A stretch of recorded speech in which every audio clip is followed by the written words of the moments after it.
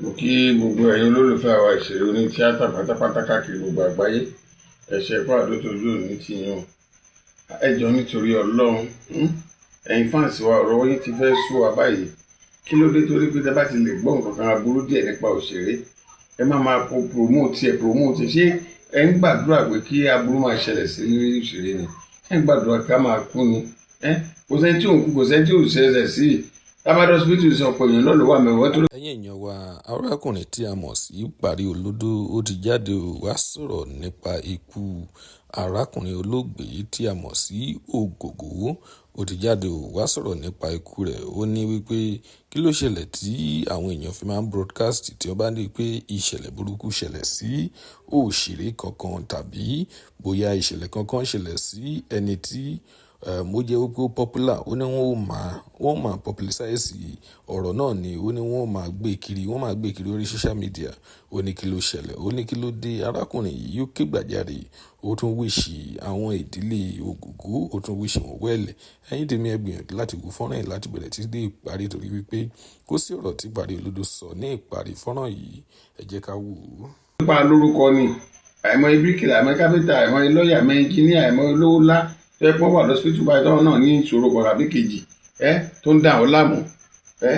Tó bá ti lè jẹ́ eléré, tí eléré bá fi lè jẹ́ ni ó sọ̀rọ̀ kó gbájú olórin bàjẹ́ wa ẹ máa sá máa promote ẹ tí máa kò dáa kẹ́ máa fa RIP kẹ́ máa fi celebrate wa kò dáa. Èmi nísinsìnyí mo ní mo fẹ́ ṣe birthday mi ní October 8 tí mo ti ń send kíní invitation ẹ ti rí mi ì tí ì rí kẹ́lò mi tẹ̀lọ́gbà mo celebrate ẹ Parí Olódó ẹni tó fẹ́ ṣe nǹkan ayọ̀ ní kàn ṣàdúrà fún mi nǹkan báyìí ni máa fi celebrate ẹ àti ìgbọ́n yẹn tí wọ́n bá ti jẹ́ pé jára ìpín ẹ ti bá yàn tán ẹjọ́ tó lọ ẹjọ́ ẹ má máa fi bẹ́ẹ̀ rókù sí ẹjọ́ ẹ ṣàánú wa.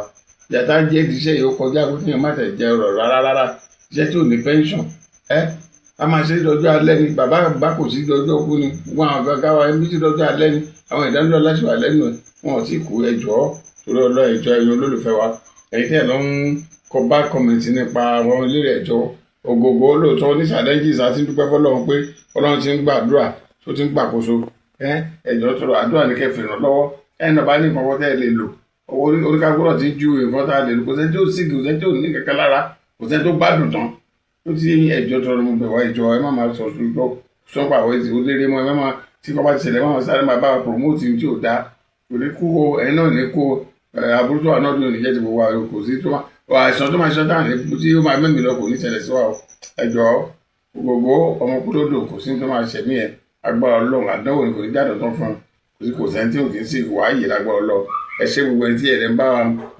dánlò tara tẹ́ ń ṣàdúrà àwọn àfa kan wòlíì kan gbogbo ẹni tẹ́ ń ṣàdọ̀ agbára Ọlọ́run àdẹ́fà burúkú náà kò ní aburú ní jẹ́rẹ̀ sẹ́yìn náà àbí ṣe ń ta ẹjọ́ ẹ̀yin blogger àtẹ̀yìn tẹ́ ń gbé tí ẹ̀ rí ẹjọ́ tó lẹ̀ stop ṣe bẹ́ẹ̀ ẹjọ́ ṣẹ́ gbọ́ ẹ ṣe àfihàn ní ṣe wá wọ ẹ ṣe rẹ̀.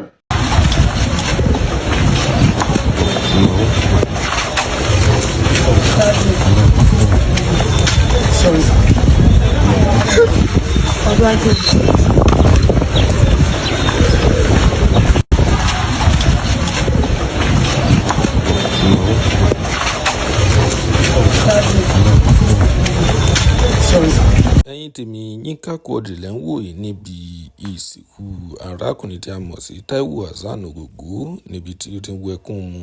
Ìròyìn jẹ́ kó yé wa wípé ọ̀rẹ́ ńlá gidi ni àwọn méjèèjì, ọ̀rẹ́ gidi ni àwọn méjèèjì jẹ́ o. Ẹ̀yin tèmi ẹ máa gbìyànjú láti máa tẹ àdúrà ránṣẹ́ sí arákùnrin yìí wípé k'Ọlọ́run kó bá wa tẹ̀ sí afẹ́fẹ́ rere.